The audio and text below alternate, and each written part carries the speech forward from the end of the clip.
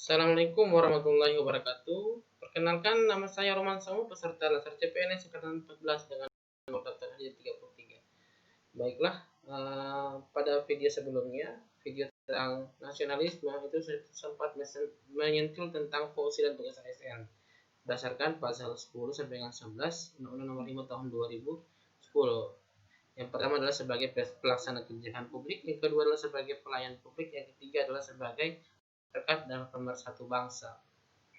Oke, kali ini saya akan spesifik membahas tentang pelayanan publik. Apa sih pelayanan publik itu?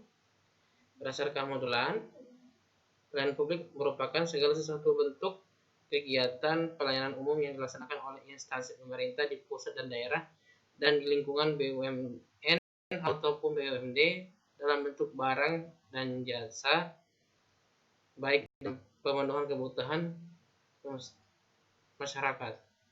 Kemudian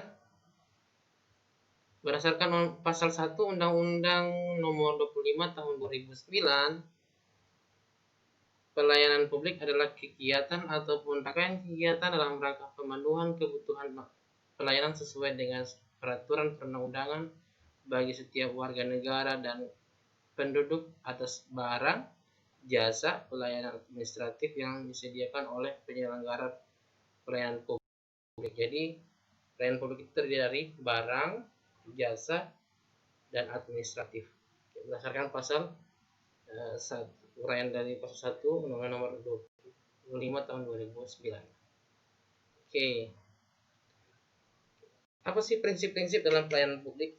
Oke, sebagai seorang ASN harus mengetahui tentang prinsip-prinsip pelayanan publik ini. Pertama adalah partisipatif, di mana sebagai ASN kita itu dalam melaksanakan pembuatan kebijakan pelayanan publik itu melibatkan masyarakat atau melibatkan objek yang mendapatkan pelayanan tersebut.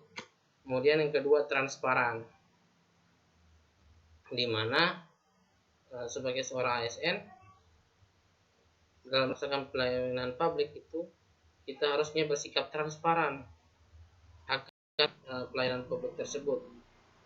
Jika melakukan pelayanan publik, itu sebaiknya ada yang namanya prosedurnya dijelaskan dengan baik, kemudian berapa biayanya pun harus dituliskan dengan baik. Jadi tidak ada yang namanya pungli dalam pembayarannya, seperti itu. Kemudian yang ketiga adalah responsif, di mana pelayanan itu harusnya bersifat responsif. Jika ada keluhan masyarakat harus segera atau keluhan objek yang menjadi pelayanan itu harus segera direspon. Kemudian tidak diskriminatif, jadi dalam melaksanakan kebijakan publik itu kita tidak boleh membedakan dari suku ini, ini satu kampung dengan saya, satu daerah dengan saya. Jadi ini hal seperti ini harus kita hindari. Jadi semua orang kita layani dengan yang sama. Kemudian murah dan mudah. Nah, maksudnya adalah murah dan mudah ini, murah bukan berarti pelayanan tidak bagus. Jadi harusnya murah tetapi tetap juga memperhatikan yang namanya kualitas pelayanan. Kemudian yang ketiga adalah efektif dan efisien. Nah, ini bagian dari mutu ya. Jadi kemudahan, efektif, dan efisien ini adalah bagian dari mutu pelayanan publik.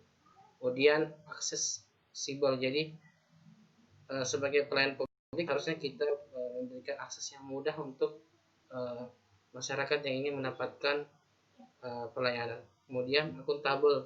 Jadi pelayanan publiknya harus dapat dipertanggungjawabkan dengan berdasarkan data-data.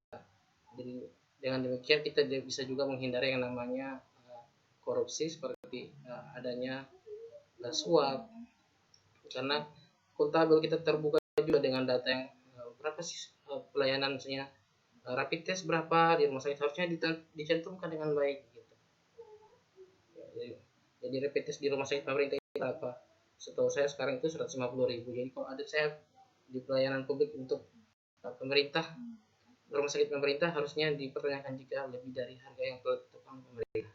Kemudian berkeadilan, di sini tentang kita harusnya bersikap sama terhadap saya kepada orang yang punya kekuatan atau orang yang lebih saya punya kekuatan politik dengan orang yang masyarakat biasa, itu pelayanannya harusnya sama gitu.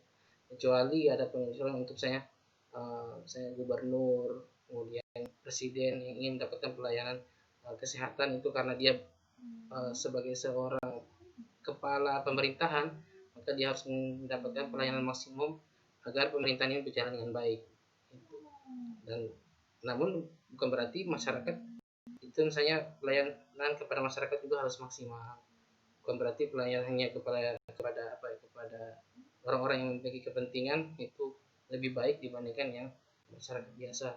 Harusnya ini dapat kita hindari dalam melakukan pelayanan publik. Oke, demikian video tentang pelayanan publik. Terima kasih. Assalamualaikum warahmatullahi wabarakatuh.